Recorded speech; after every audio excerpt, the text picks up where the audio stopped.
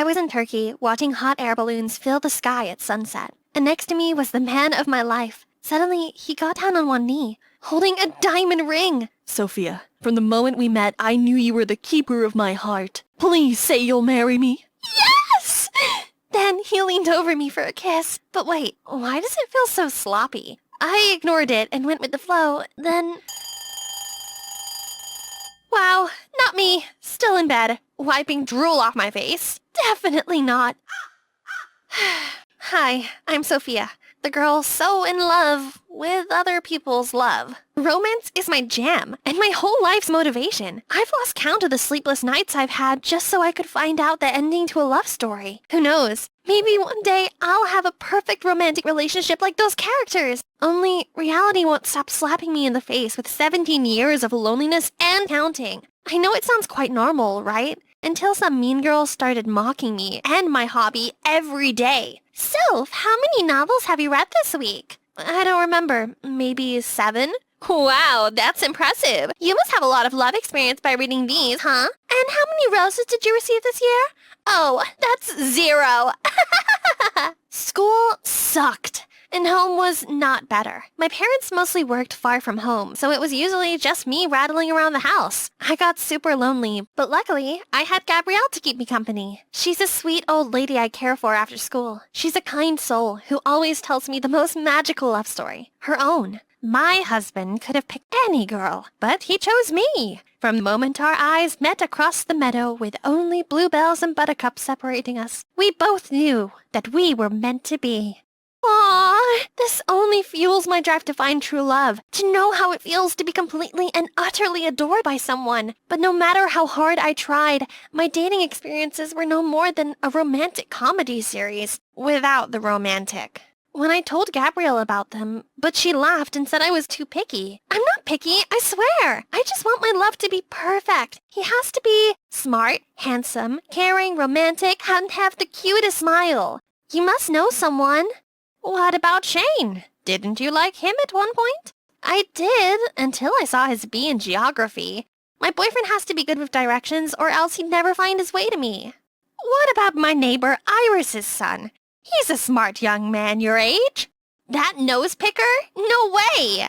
This is hopeless. Am I destined to stay in this single inferno forever? Anyway, I needed to stop moaning and focus on my job. I started dusting, but I was so busy daydreaming that I knocked over a picture frame. I quickly picked it up and saw it was of a cute guy. Gabrielle, who's this? That's James, my grandson. He owns a company that makes robots. Oh, so that's why your house is fully equipped with cleaning robots, dishwashing robots, and so many others. Yes, I'm quite proud of him. But alas, I see him once in a blue moon 'cause he's so busy. But if you'd like, I can arrange for you two to meet. Thank you, but tech bros are a pass. Guys, I wasn't into nerdy guys who didn't have time for anyone but their latest inventions. I wanted my dream guy to only have eyes for me. Gabrielle then had an emergency at her neighbor's house, so I stayed and continued organizing all her junk. The plan was to put them in the garage, but there were so many corridors in our house that I took a wrong turn and ended up near the steps to the basement. The box was heavy, and I figured a garage and a basement were both storage places, so I took it down there. Huh?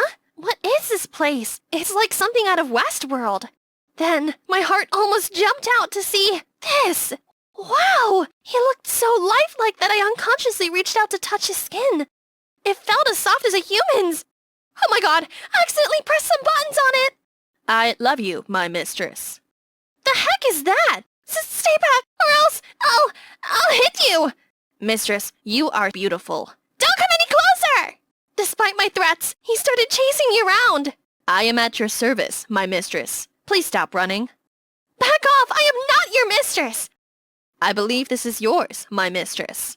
Well, it didn't seem like he meant any harm, and just acting like a true robot. Curious, I tested out some of the different modes, and oh wow, he can make a flower bouquet out of metal scraps, massage my feet like he's the world's best masseuse, and lift me like I don't weigh anything to him, like it comes straight out of a sci-fi movie.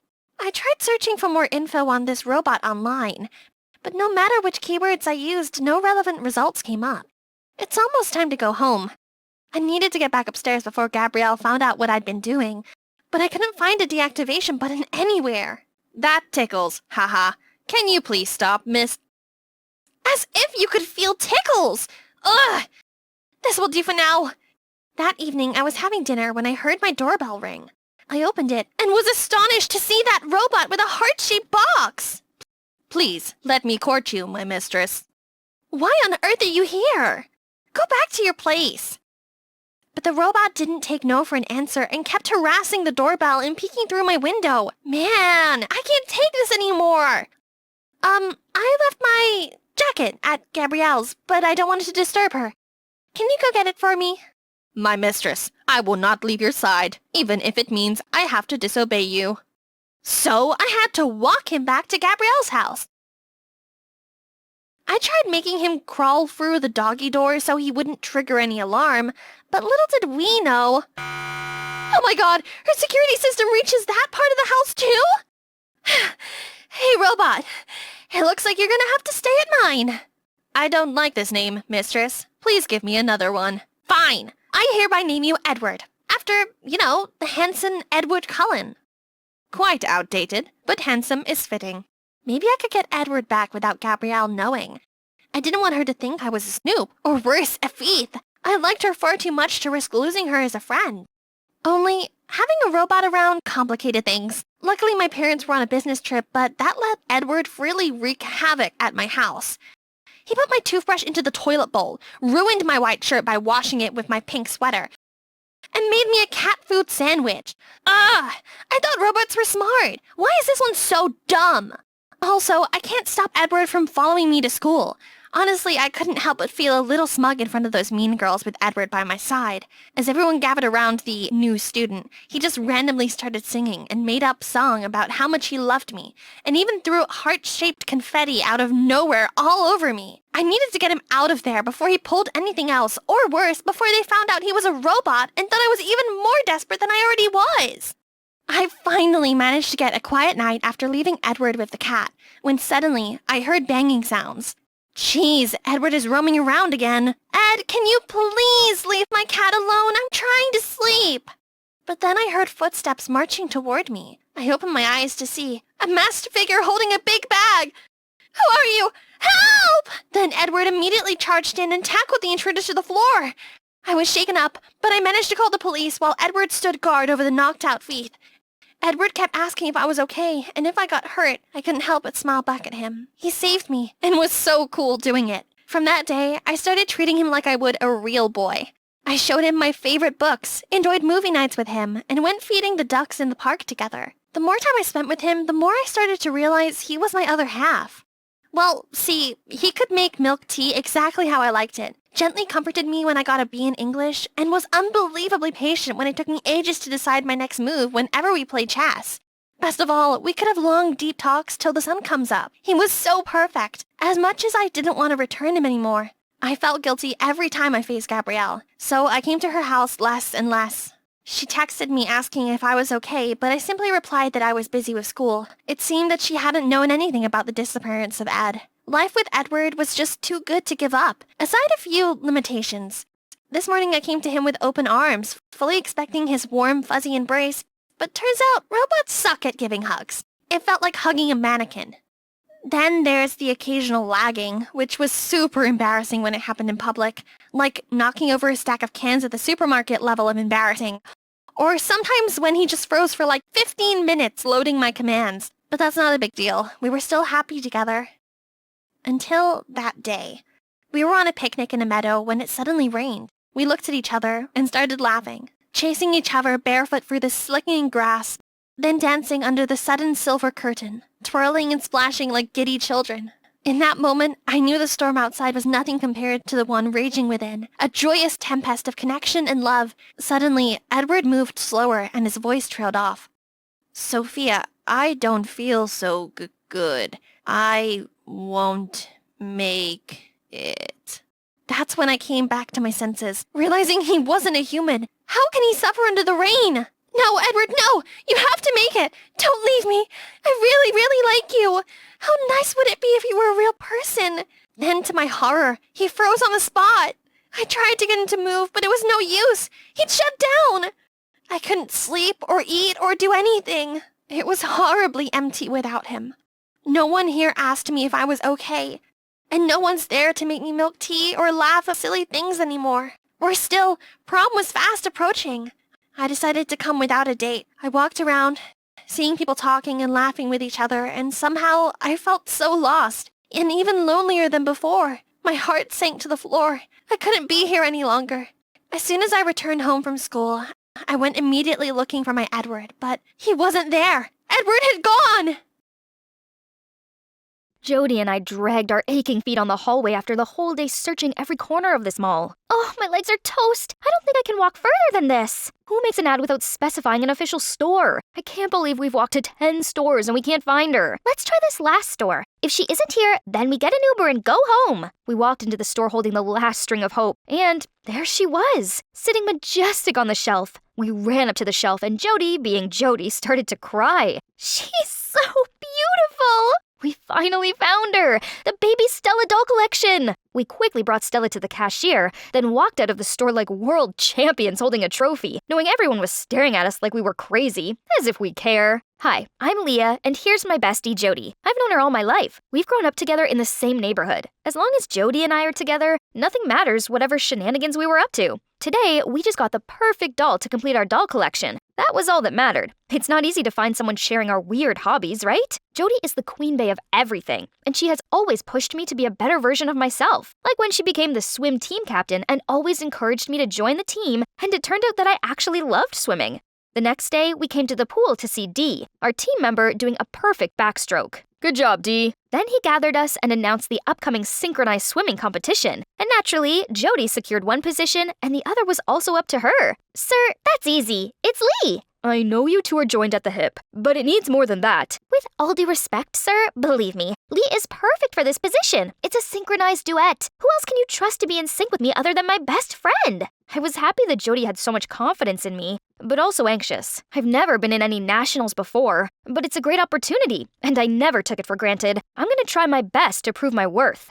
So, instead of joining Jody's family on a skiing trip, I stayed behind to practice in the town's swimming pool in the summer. One day while resting, I suddenly felt water splash on me. Then I saw the most beautiful boy on earth. He was coming out of the pool, and it felt like the sun was radiating on his skin. I watched him climb up the lifeguard ladder and put on a name tag that read Evan. Okay, it seemed like I got my future husband's name. And now it's time to show what his wife was capable of. Then I showed off my best moves, but he barely looked at me, so I knew just what I needed to do. Help! Help!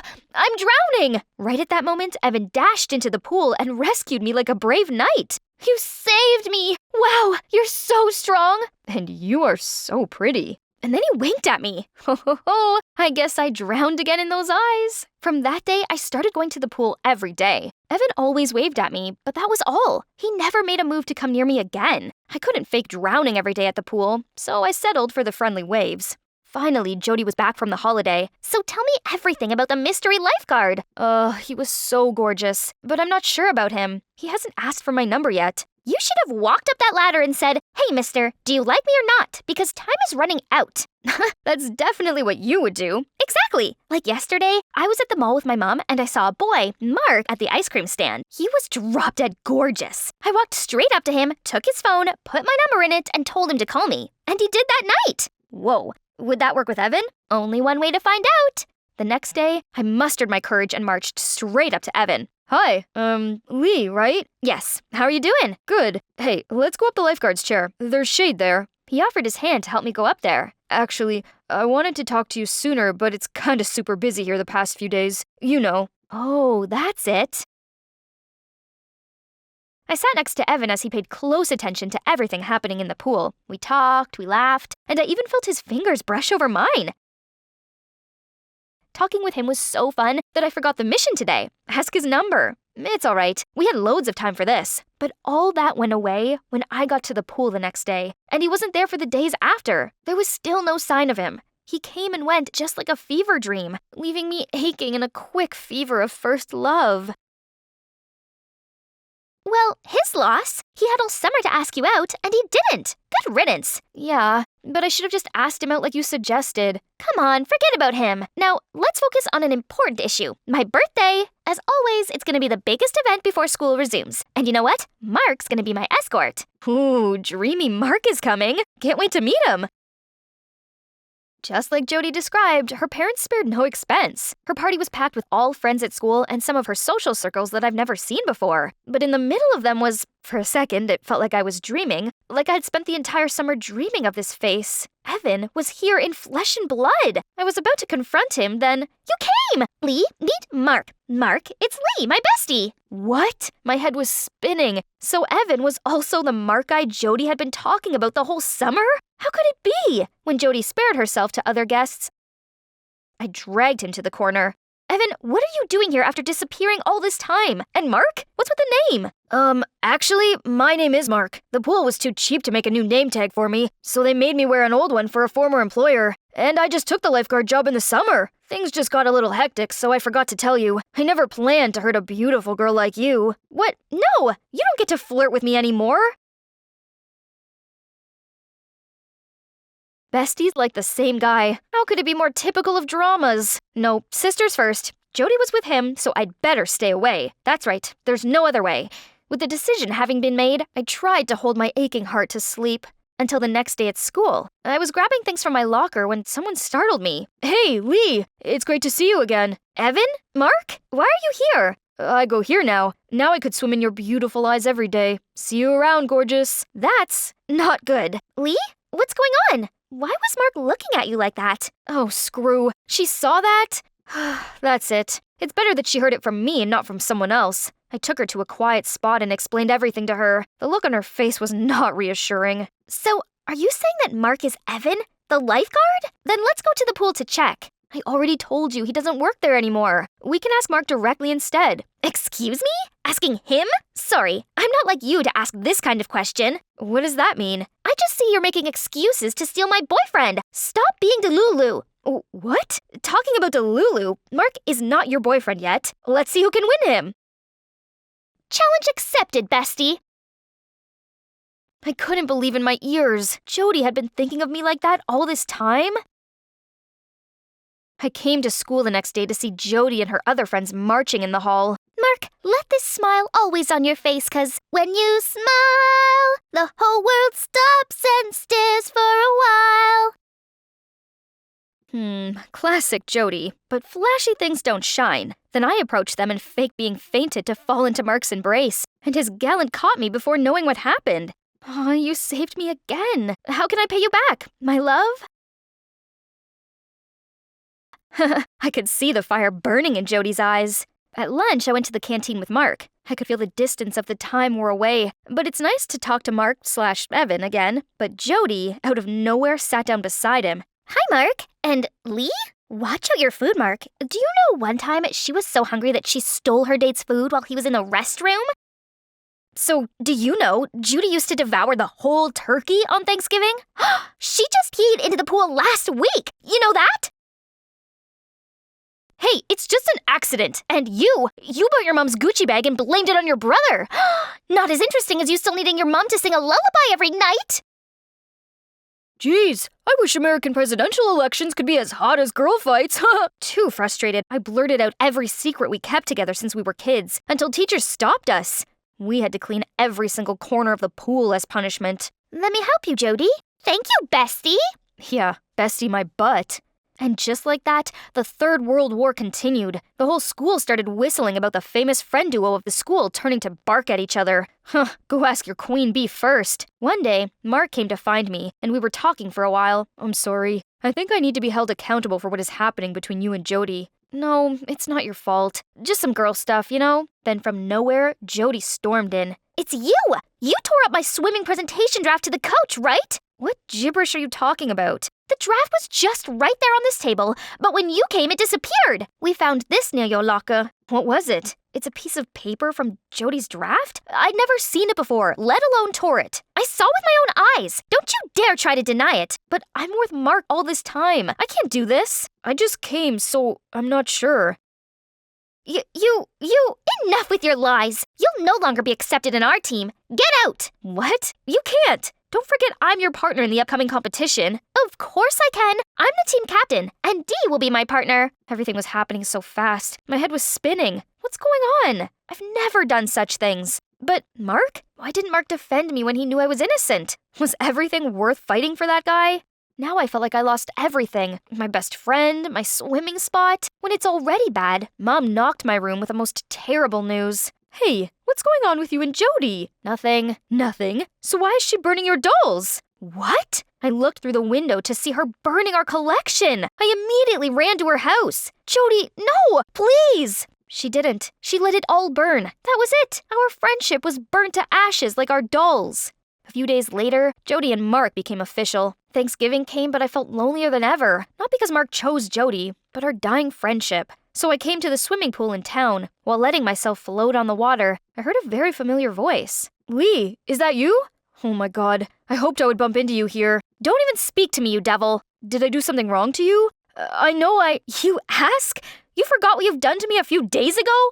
But I was in Switzerland until yesterday. Turns out he went to a military school in Switzerland and only returned home on holidays. And Mark was actually Evan's twin. So I'd been fooled all this time? The news hit me with the utmost shock. All the suppressed emotions were blurted out with the tears. Evan pulled me in his embrace and listened to every word. I'm sorry my brother must have been messing with you. I'll handle this, I promise. A few days later, Evan asked me to go to the cafe near school to talk about the truth he learned. We stepped inside to see Jody sitting here with her new boyfriend and new best friend. I was about to leave, but Evan pulled me back. Trust me, will you? Then he held my hands and walked me towards them. Upon seeing Evan, Jody couldn't hide her shock. Huh? You look like my boyfriend! Yes, I'm his twin brother. Right, Dee? You know her too? She is our sister. Well, half-sister. We have different last names. Then Evan told everything. But you know what was new? And here is your presentation, Jody. It's my sister who hid it, not Lee. I gave you the chance to come clean, but you refused it. I'm disappointed, Dee. But why blaming me? Because it's always been you. Jody will always choose you just because you're her best friend. How fair is it? I'm also a good swimmer, you know. So at Jody's birthday party, she overheard Mark talking with me. That's when an idea came to her. She asked Mark to help her cause a rift between me and Jody so that she would replace me to become Jody's partner in the swimming competition. So you ruined our friendship for this? Then Jody ran out of the cafeteria. It felt good that I'd been vindicated, but it hurt that breaking our friendship was so easy.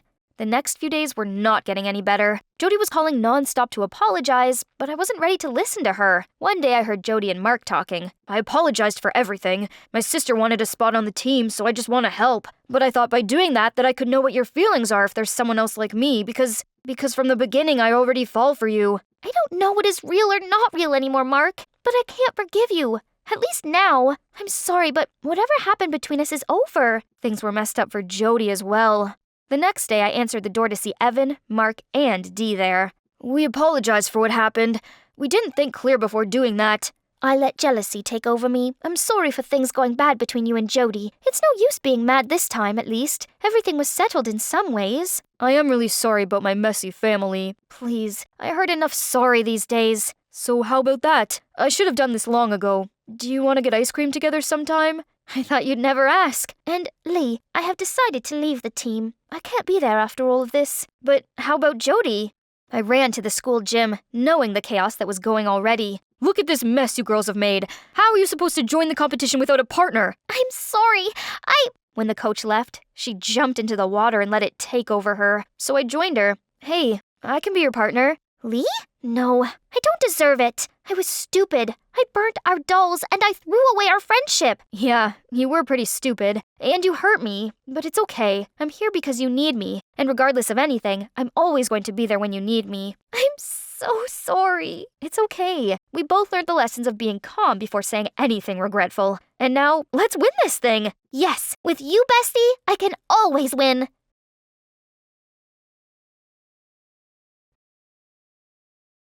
When I was figuring out what to do next, someone passed by. He was tall and handsome, just like a male character walking straight out of a Japanese manga. But why does it have to be in this embarrassing situation? After what feels like an eternity of bombastic side eyes, he finally got close to me. opened his bag, and pulled out an old pair of shoes. I was dreaming about how he would help me put them on, like in the movies when he coldly tossed the shoes next to me. That should do. Then he just left. Hey, you! Can't you at least help me get out of this? The guy sighed, then turned around to help me. Do you even know who I am? Of course I do, Your Highness. What's with that attitude of yours? The royal family never cared to visit this poor village. Why is Your Highness troubling herself here? Is that so? Well, if that's the case, I want you to show me around so I know how my people are doing, stranger. The guy seemed surprised at my request, but then put on the sweetest smile. My name's Will, and of course, I can give you a tour. Holy Mother of God, if his judgy look was enough to make you question your self-worth, his smile could make you feel like you're the luckiest girl in the world. But before you can wander around, you need to blend in first. People here don't really like the members of the royalty. Then he gave me some old clothes from his bag. You can go in there. What? Do I look like I belong in there? No one's gonna judge you. Except some chickens, maybe. Hey, I can behead you in 1 second. I'm just kidding. You're safe in there. This was really the middle of the cornfield, so I had to go in and got changed quick. This Will guy's better not be fooling around. And he did not. He walked me around and told me about the lives of the villagers here. I was shocked to see the houses in such poor conditions. How come I only see women and children here? Where are all the men? Young people, especially men, all went away trying to find jobs. The living conditions here are hard. I see. But then, who helps take care of the kids and the elderly?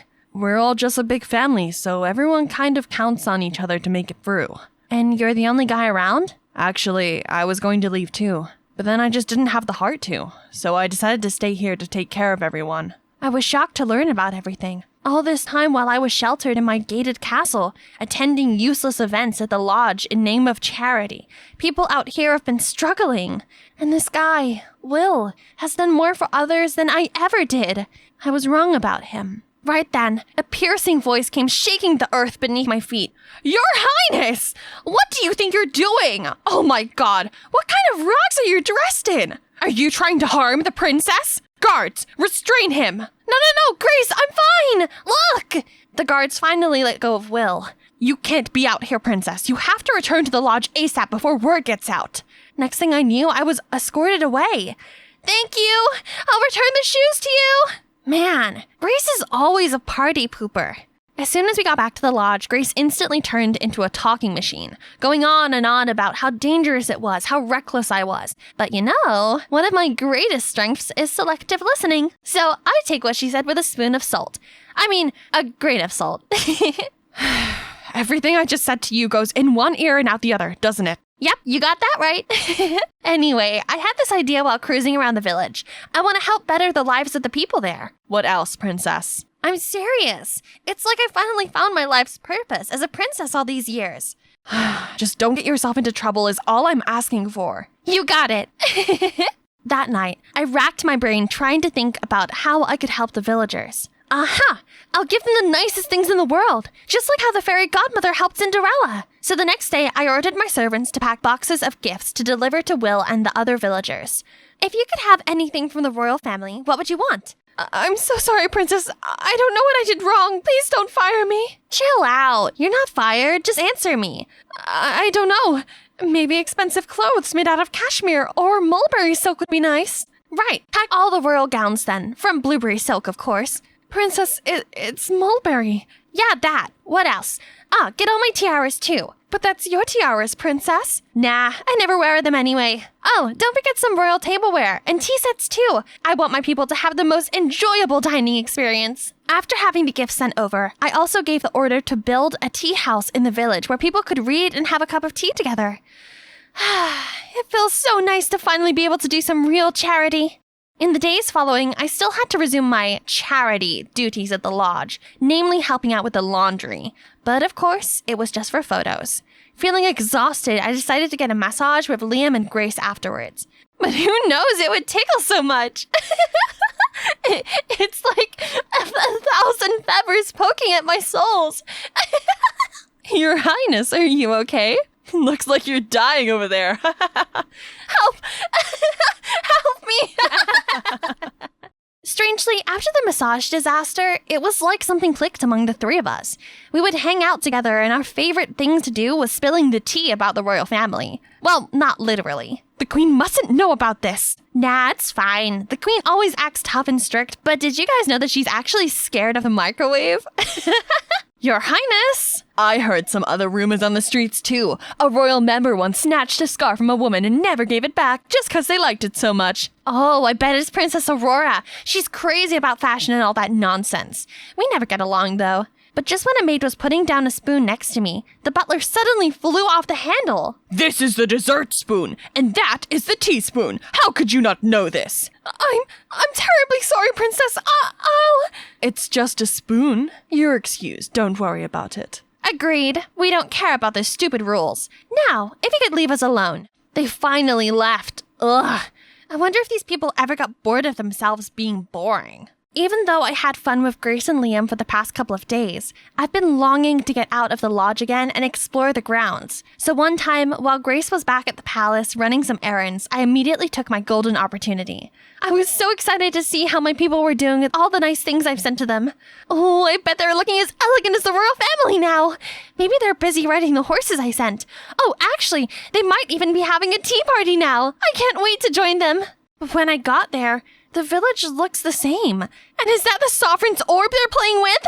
No, that's not a toy, and you're holding it upside down. That's when I turned to see, by the river, the woman pounding on the cloves with golden golf clubs from the late king. Just when I was heading towards them, I caught sight of the tea house, full of pigs, horses, and chickens inside.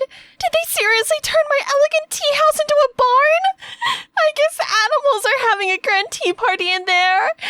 Right then, some woman passing by noticed me. Is that the princess? I can't believe she still has the audacity to show up here. I thought she was different, but she's just like the rest of the royal family. A bunch of useless, ignorant snobs. They don't even know what we need. What's all the use in these luxuries when we can't even afford basic necessities? I felt like reality had smacked me in the face for the first time in my life. Turned out I wasn't helping them at all. Just then, I saw Will nearby, but upon seeing me, he just sighed and turned away to leave. Trust me, all I wanted was to help out, but I just don't know how.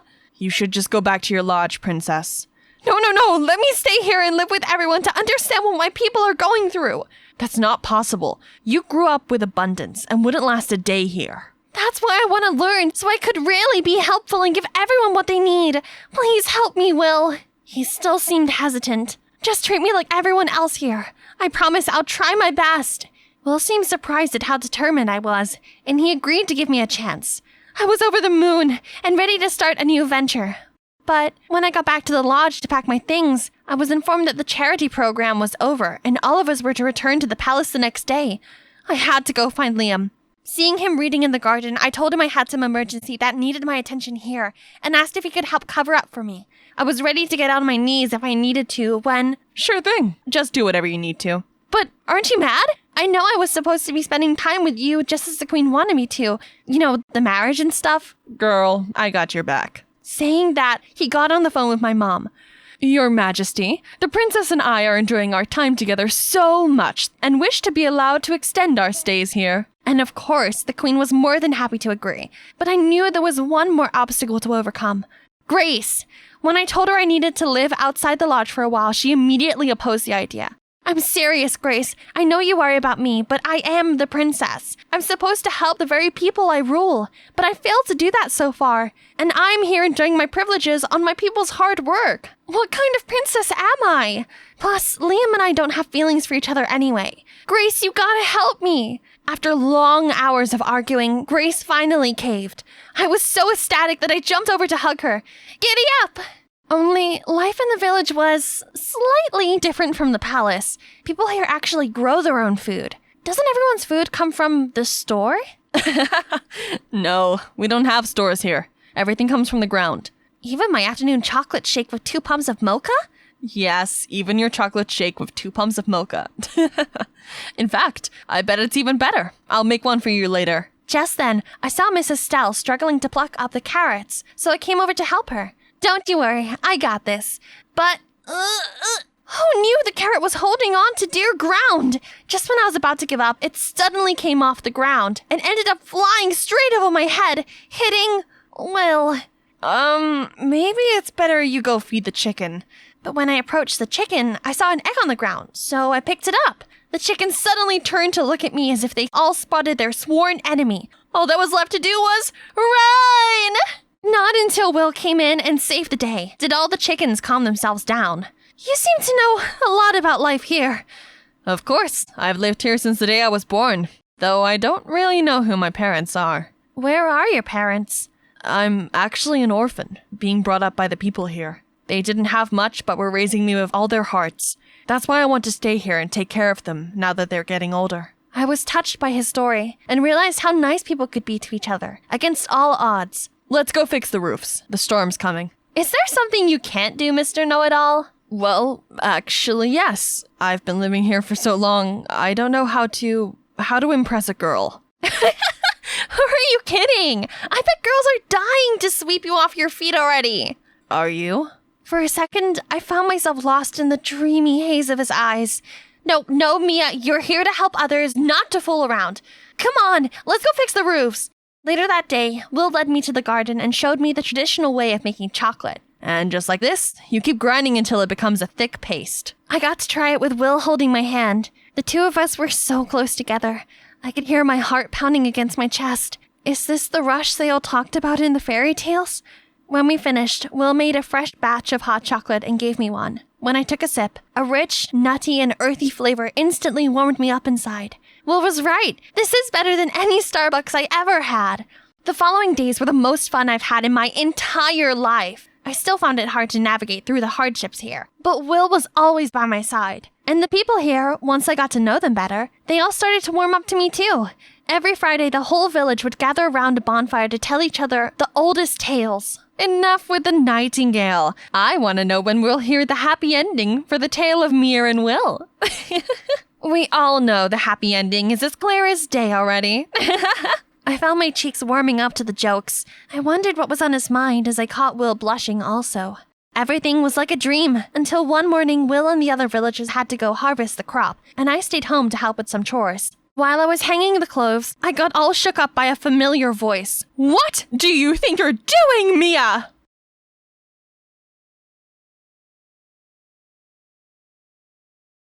So, this is the Roomba Club.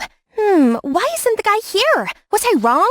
No way, I did lots of digging. Oh, don't take this the wrong way. I'm not a stalker. I'm just doing my job. It's obvious that there's something fishy about this case. Want to know the details? Please like and subscribe. I'm Faith McKinnon, the only daughter of a private detective. That probably sounds cool, but my dad is actually really carefree. Maybe that's why he only took on enough trivial cases to make ends meet. I haven't always paid much attention to his business, though. I mainly focus on studying, so our future can be brighter. What? What are you saying, sir? Yeah, I'm in. You can count on me. Faith, I just got a big job. A customer had paid him handsomely to investigate this case. A girl named Selena Martinez just had an accident and fell into a coma. But there was no CCTV on the road, and the heavy rain erased all traces. The police couldn't find any evidence, so they concluded that it was a traffic accident. But Mr. and Mrs. Martinez didn't believe it and suspected her boyfriend, Oscar Davis, was involved. Thus, they had to rely on my detective dad. Haha, looks like folks need my help after all. Me, McKinnon, can solve any case. Conveniently, those two kids go to the same school as me, so Dad asked me to keep an eye on them. Okay, nothing complicated, so I agreed. That's why I'm here. I heard Oscar loved Roomba and never missed a class, but why hasn't he shown up today? I was looking around when a hand patted my shoulder. What are you doing? Sorry, I didn't mean to scare you. Oh my, am I dead? 'Cause I swear I'm seeing an angel. Look at his eyelashes framing those beautiful hazel eyes in that super touchable long dark hair. Hey, you still with me? Are you here to join our Roomba squad, princess? If so, you're looking at the right person. I'm Zane, head of this club. Yes, I'm Faith. I love Roomba. Well, joining this club will surely help me with my mission, won't it? But I knew absolutely nothing about this Roomba dance thingy. Gosh, how could they dance with those heels so freaking high? I tried to copy other students, but my legs were just not listening, causing me to stumble. And luckily, Zane caught me just in time. Are you good? Let me show you some basics before you hurt yourself. Or someone else. Then Zane took me aside, and we started to dance with his arms wrapped around my waist. With each twirl, I felt like he was pulling me closer and closer, and I couldn't stop blushing. Was Roomba supposed to always be like that? Then our eyes met. His gaze was so soft and dreamy and angry. Zane stopped in the middle, and his face darkened. Right at the door was Oscar. Zane immediately dragged him outside. I sneakily followed them to see they were quarreling at a corner. Drop your act already. Let me see Selena, please. You have some nerve asking to meet my sister after what you did to her. How many times do I need to tell you that I had nothing to do with her accident? Keep lying all you want, but I'll find evidence. You'll soon have to pay for what you did. Zane was Selena's brother? That meant we were on the same boat. The investigation could have been going much more smoothly if I'd known this earlier. I went straight to Zane, saying, Selena Martinez was your sister? Yeah, why are you... I'm helping to investigate her accident. Oh, really? Zane was surprisingly cooperative in helping me answer some questions for the investigation. My parents just can't help but suspect Oscar had something to do with it. He's kinda obsessed with our Selena. She'd rejected him many times, but he wouldn't stop pining for her, and eventually she gave in. But that only kicked in his possessive behaviors. He bought gifts and controlled what she wore every day. He followed my sister everywhere, even to the restroom to make sure she's safe, and climbed to her window to check her sleep every night. Jeez, that's crazy. Selena was having too much and decided to end things with him for good. But after that, she was found unconscious in an accident. It can't be a coincidence. I'm sure Oscar's obsession has turned into rage. Wow, it really was impossible to judge someone just on appearances. Oscar looked so nice, yet... To gather more information, I asked around about Oscar and Selena. Selena used to be kind of mean, but ever since she and Oscar became an item, she's like another person. Much kinder and nicer, I would say. Yeah, they were really sweet together. I was surprised to hear she broke up with him. Huh? Sweet? Are they talking about another Oscar? I even went to Oscar's neighbors and discovered that his mom was the head of the Medical and Pharmaceutical Association. All I heard were good things about him. Oh, that sweet boy. He always runs right out to help me carry groceries. He even gave me his phone number to call him when I need help. Oscar is a real good kid. Every year on Halloween, he decorates a whole haunted house for the neighborhood kids and stays out there until every last trick-or-treater leaves with a sack full of candy. Things are getting way confusing. It's like Zane and the others were describing two totally different people. Why are you following me? I looked up to see Oscar. I'm not. I tried to run, but he grabbed me. Please don't lie to me. I know why you're here, and I want to cooperate. Because I too want this all to be over quickly. Only then can I see Selena again. Okay, I should give him a fair chance and make my own judgments about this guy. And I'm also really curious to hear his side of the story. I used to be picked on pretty often, until Selena started standing up for me. She was truly my knight in shining armor. And that's when I knew I'd fallen in love with her. And she actually liked me back. And that's when she came to do charity work with me for the first time, and we happened to meet in the Roomba Club and become partners. We were happy in love. Selena even bought me gifts and planned surprise dates. Things were good. Great, actually. But suddenly she broke up with me, then got into the accident. I just really want to see if she's okay. This guy seemed very sincere. A bit silly, even. He couldn't be the one who could scheme such a hateful plan, could he? But why does nothing match what Zane told me earlier? One of them must be lying. But who? Things were becoming perplexing. But that evening, when I got home, my dad told me that he had found a dash cam from another car which filmed the moment Oscar's car hit Selena's. Case closed. Who would have thought a $15,000 case like this could be solved so easily? I'm such a genius. With this pace, I'd be a millionaire before you knew it. Huh? That's it? No, something didn't add up here. My gut was telling me that Oscar the Simp couldn't be the cunning and ruthless mastermind behind all this. The next morning, I was startled by Dad's loud excitement. I'm on a headline, baby! Turns out the video had spread like wildfire on the news. But that's not all. Another part of the story was also revealed. Oscar, Dr. Davis's son, loved Selena Martinez but was rejected, so he threatened to tell his mom to cancel their new medicine's license. Selena still resisted him, so her family lost the medicine's permit and suffered great damage. Meanwhile, Oscar got so mad that he caused the accident. So there's some family conflict involved too, not just teenage love? Seeing loads of angry comments, I was so worried that I immediately ran to the Roomba Club to find Oscar. There, I found Zane grabbing Oscar's collar. I always know it's you. How are you gonna deny it now? Wait, stop! Upon seeing me, Zane loosened his fists. You're gonna pay for this. I swear I didn't do it, Faith. I don't know where that video came from. Please help me.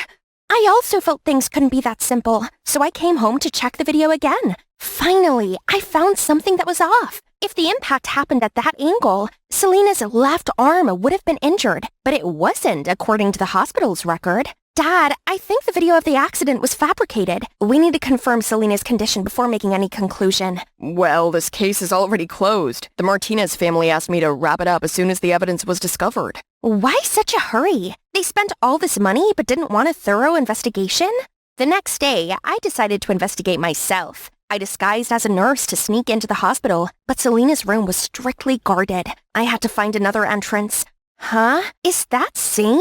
Right then, he saw me and immediately dragged me into a corner, signaling me to keep silent. Be careful, or they will see you. What are you doing sneaking around? I'm afraid my parents might be doing something sketchy. Explain. I've heard them talking with the press to keep posting those defaming articles about Oscar's family, and they even mentioned something about revenge. So you followed them here? Suddenly, I was forbidden from seeing Selena as the doctor said she needed absolute peace to heal. But it feels like my parents don't want me to talk to her. Come to think of it, it's also them who made me suspect Oscar from the beginning.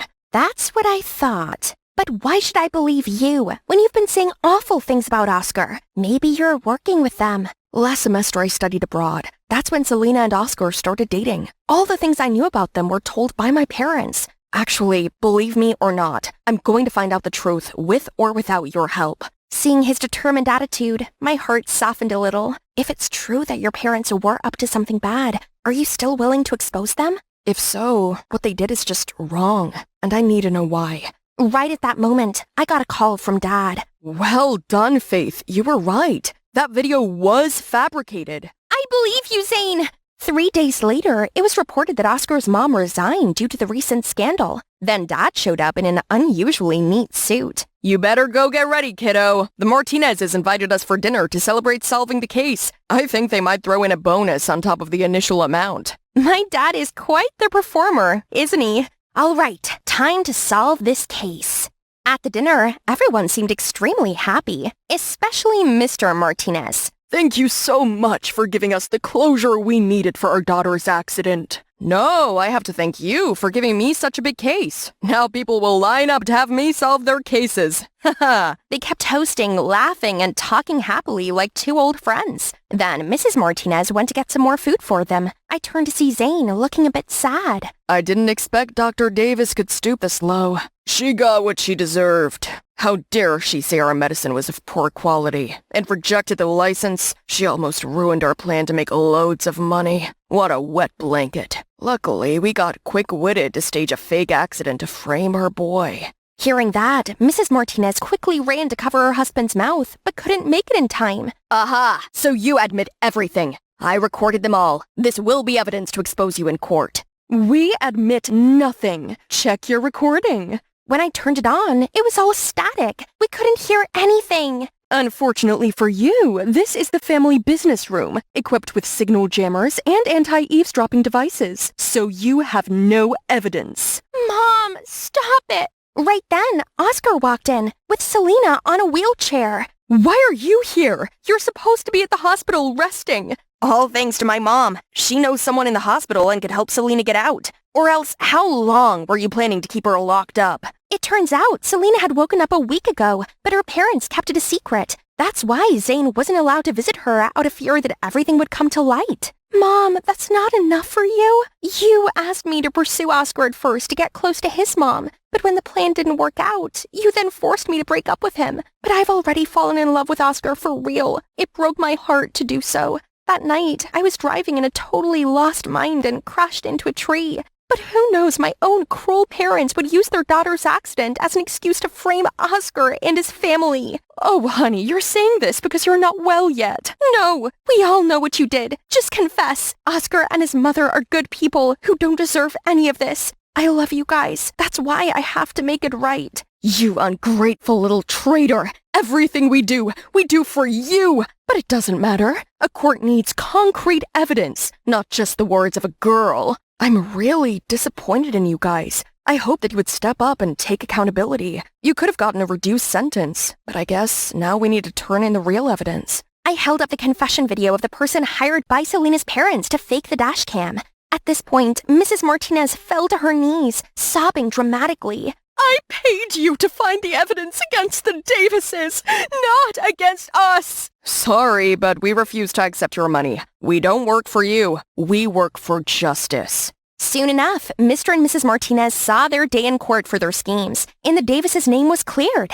After the sentencing, Oscar's mom approached me and my dad. Thank you so much for fighting for the truth. You've saved our family's reputation. Our society needs more people who work and live for righteousness like you. I owe it all to Faith. Things would not have turned out the way they did without her master plan. From the fake resignation to Selena's hospital escape, and even arranging a play to expose the Martinezes. It's true that the apple doesn't fall far from the tree, isn't it? She's about to surpass my skill. I'll let you keep this for a few more years. It's true that I hadn't been interested in my father's job before, but this case made me realize my passion for solving crimes. So, we'll see. Now all the crazy things finally settled, Oscar and Selena are back together after everything they've gone through. They deserve to be happy with each other. Is this just me, or is their story really similar to Romeo and Juliet? Except in the end, they're happy together. Suddenly, Zane walked up behind me. Wanna dance? Are you sure? You're the one who said I was a danger to myself and others. Then it's a risk I'm willing to take. Hi! Ashley here, a superstar in the making. At least I was until the accident happened and I was left with a scar. With a huge audition coming up, my manager boyfriend Callum persuaded me to get my twin sister, Bridget, to pose on stage as me. She took on the glitzy parts of my life while I stayed in the background and recorded at the studio with David, my grumpy but talented music producer. It was only supposed to be until my scar healed, but then the doctor told me the devastating news. The scar was here to stay. Upset, I went around to Callum's for support and saw him there with Bridget. They were leaning in to kiss. I couldn't believe my sister and my boyfriend would do this to me. So with rage swirling through me, I karate kicked open the door and barged inside to confront the conniving snakes. How could you? My boyfriend and my own sister! He's your boyfriend? I didn't know. I'm so sorry. No, you did nothing wrong. I fell for her first, Ashley. Can you blame me? She's a flawless superstar. You'd understand because you used to be her. At least until you crumbled. I was freaking hit by a car, you douchebag! But it didn't matter to him at all. That's when it hit me. Callum never loved me. I was just a tool to him. You can't trust him, Bridget. It's only a matter of time before he decides you're no use to him anymore and ditches you, just like what he's doing to me right now.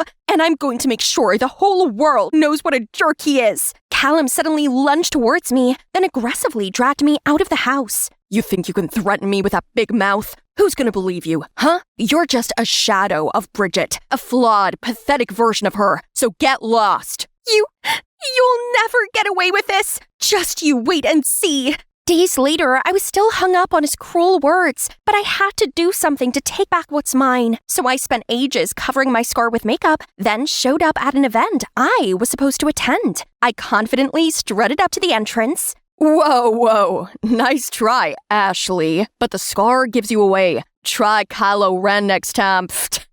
That stung. Feeling hopeless, I started walking, and my feet unconsciously led me to the studio. I turned on the lights and played my previous records. Surprisingly, my singing had improved one by one. So I turned up the song volume and sang and danced along. I was busting some crazy dance moves when I suddenly heard clapping. I didn't know you've got the groove. Come to think of it, I've never seen you this happy before. You have no idea what I've been through. I felt safe around him, so before I could stop myself, I blurted out what had happened. He insisted on taking me somewhere fun to cheer me up. Turns out David's fun place is the super cool Japanese fair. We shared some huge rainbow cotton candy and lit sparklers and drew musical notes in the air. Then, as we walked past a stall with some fantastically colorful masks, I stopped dead and stared at them. Hey, I have an idea. I should start a new singing career wearing a cool mask. I mean, it's not the most original idea since Sia and Marshmallow have already done it, but I can hide my face and Callum wouldn't even notice to stop me. That's actually a great idea. Here, this one looks cute on you. Holy cow! Red alert! Red alert! You're falling for this charming, handsome, talented music producer guy. It's on me, by the way. Consider it a lucky charm, okay? For sure. I swooned and was motivated to create a YouTube channel right away, starring me singing with my mask on, and used Vixie as my stage name. At first, I only covered other artists' songs, but as my confidence and following grew, I began singing the songs David helped me write. Although the netizens quickly spotted the similarities between my voice and Bridget's pre-recordings, they're both mine, but the difference is, one uses a ton of auto-tune and one does not. Then, one by one, I released more songs, and over the course of a few months, my channel grew to over 1 million subscribers. For the first time in my life, people actually saw me for my musical talents, not for the way I looked. So, to thank them, David and I spent weeks in the studio composing a special song called Thistles Bloom to release on Valentine's Day. Then one day, David was invited to the Grand Gala, which was a massive event full of the hottest stars, and he took me along with him.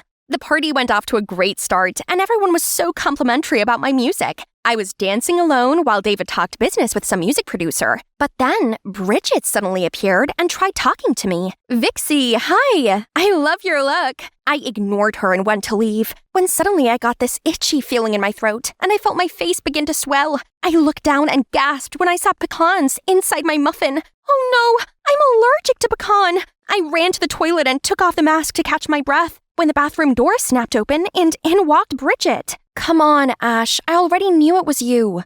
Sorry, guys, the door seems to be stuck. She slammed the door shut and went trying to help me. I didn't want her help, but I didn't have much choice. I put my mask back on and let her place her jacket around my shoulders and sneak me out of there. She got her driver to pick us up around the back of the building and take me home. Then she made sure I took my allergy medicine. Don't expect me to thank you for this. No, after you left Callum's house, he told me you gave up singing for me and that you gave us your blessing. But when I saw videos of Vixie going viral, I instantly knew it was you, and he'd lied to me. Yeah, he's good at doing that. I feel really bad for what happened, so I want to make it right. I'll give you back your place as a singer. You're serious? Absolutely. I was so relieved you hadn't given up on your passion. You have no idea how amazing you sound. Actually, I do, but I can't take all the credit. David helped me produce the song, and we're actually releasing it this Valentine. Really? I can't wait to hear it. Fine, you can hear the demo if you want.